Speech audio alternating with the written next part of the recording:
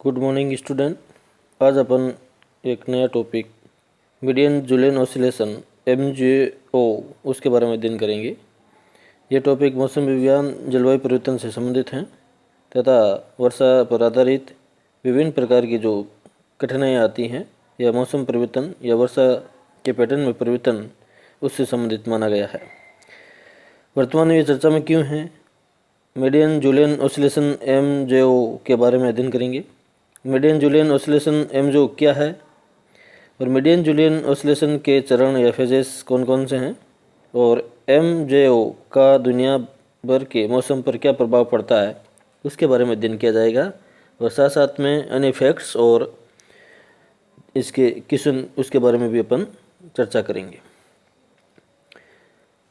भारत में प्राय अक्टूबर से दिसंबर माह के बीच बंगाल की खाड़ी और अरब सागर में चक्रवाती तूफान उत्पन्न होते हैं और आपको ये भी पता है हिंद महासागर में सामान्यतः जो चक्रवात आते हैं वो उष्णकटिबंधीय चक्रवात आते हैं और चक्रवात भी आपको पता है दो प्रकार के होते हैं, एक शीतोष्णकटिबंधीय चक्रवात और एक उष्णकटिबंधीय चक्रवात।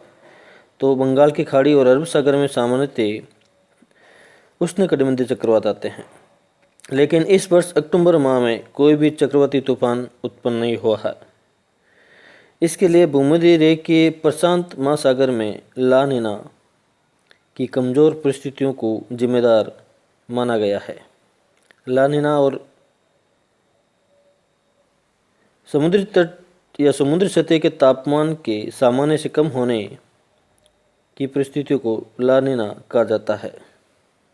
ये परिस्थिति भूमध्य रेखीय प्रशांत महासागर में इस वर्ष के अगस्त माह से बनी हुई है।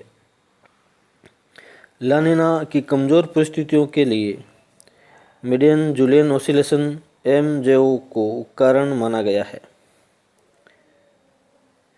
मीडियन जूलियन ऑसिलेशन MJO के बारे में इसकी खोज American national centre for atmospheric research NCAR के वैज्ञानिक डॉक्टर रोलैंड मेडेन और डॉक्टर पॉल जूलियन द्वारा 1971 में की गई थी। इसकी खोज के समय दोनों वैज्ञानिक उष्णकटिबंधीय पवनों और दाब के पैटर्न का अध्ययन कर रहे थे।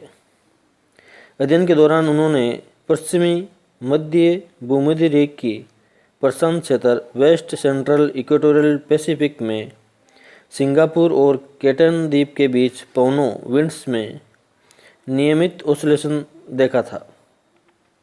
मीडियन जूलियन ऑसिलेशन MJO क्या है? MJO उष्णकटिबंधीय वायुमंडल की वैश्विक स्तर पर होने वाली घटना है।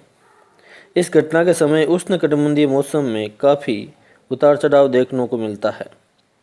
MJO की घटना का संबंध भूमध्य रेखा के पास पूर्व दिशा की ओर बादलों और वर्षा की उपस्थिति से है। आमतौर पर 30 से 60 दिनों में इसकी पुनरावृत्ति होती रहती है। हालांकि उष्णकटिबंधीय वायुमंडल में MJO हमेशा मौजूद नहीं रहता है। MJO का प्रभाव हिंद महासागर और पश्चिमी भूमध्य रेखीय प्रशांत वेस्टर्न इक्वेटोरियल पैसिफिक महासागर में सबसे अधिक स्पष्ट दिखाई देता है। ये भारतीय और ऑस्ट्रेलियाई मानसून सहित प्रमुख वैश्विक मानसून पैटर्न के समय उत्पत्ति और तीव्रता को प्रभावित करता है। उष्णकटिबंधीय चक्रवात पर भी MJO घटना का प्रभाव होता है। MJO का प्रभाव पवनों की दिशा में होने वाले बदलाव, बादलों के आच्छादित होने और वर्षा के पैटर्न पर पड़ता है। MJO के प्रभाव वाले क्षेत्रों में अधिकांश उष्णकटिबंधीय वर्षा बादलों की गरज के साथ होती हैं। इस वर्षा के कारण सामान्यतः कई बार ठंड भी बढ़ जाती है। मीडियन जूलियन ऑसिलेशन के चरण फेजेस कौन कौन से हैं? चरण फर्स्ट में MJO के पश्चिमी हिंद महासागर के ऊपर संवहन के कारण होने वाली वर्षा का क्षेत्र विकसित होता है। चरण 2 और 3 में वर्षा का क्षेत्र धीरे धीरे पृथ्वी की ओर अफ्रीका, हिंद महासागर और भारतीय उपमहाद्वीप के कुछ हिस्सों में बढ़ता है। चरण 4 व 5 में वर्षा क्षेत्र इंडोनेशिया और पश्चिमी प्रशांत महासागर तक पहुंच जाता है। चरण 6, 7 और 8 में वर्षा पश्चिमी प्रशांत महासागर के ऊपर पूर्व में आगे बढ़ती हैं और अंत में मध्य प्रशांत में जाकर समाप्त हो जाती हैं। एमजेओ का दुनिया भर की मौसम पर प्रभाव। ऐसे कई तरीके हैं जिनसे एमजेओ विश्व मौसम को प्रभावित करता है। एमजेओ उष्णकटिबंधीय चक्रवात के लिए अनुकूल परिस्थितियों का निर्माण करता है। एमजेओ का मानसून के आगमन पर नियंत्रण होता है। इसका प्रभाव El Nino southern oscillation ENSO अंशों पर भी पड़ता है। इसके कारण एल नीनो और ला नीना की घटना नहीं होती हैं, लेकिन एमजेओ एल नीनो और ला नीना की उत्पत्ति और तीव्रता को बढ़ाने में योगदान करता है। कि सुनब निम्नलिखित कथनों पर विचार कीजिए।